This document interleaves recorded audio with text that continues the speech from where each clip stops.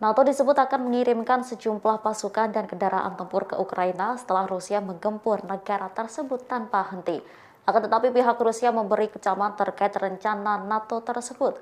Rusia menyebut pihaknya tak akan takut untuk berperang jika NATO nekat memberi bantuan.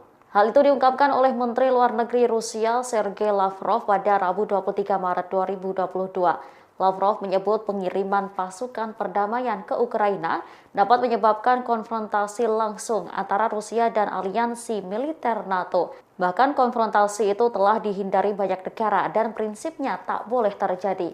Sebelumnya, Polandia menyatakan bahwa mereka akan secara resmi mengajukan proposal untuk misi penjaga perdamaian di Ukraina. Proposal itu akan diajukan pada pertemuan puncak NATO berikutnya. Sementara dari informasi yang diperoleh, Moskwa menuduh Kiev menghentikan pembicaraan damai dengan membuat usulan yang tidak dapat diterima oleh Rusia. Lavrov juga menyebut jika pihak berwenang Ukraina mundur dari perjanjian damai sehingga sulit untuk mencapai terobosan. Namun disebutkan Ukraina telah bersedia untuk bernegosiasi terkait permintaan Rusia. Akan tetapi pihak Ukraina juga tak menyerah dan menerima ultimatum yang dilayangkan Rusia untuk meninggalkan Mariupol beberapa waktu lalu.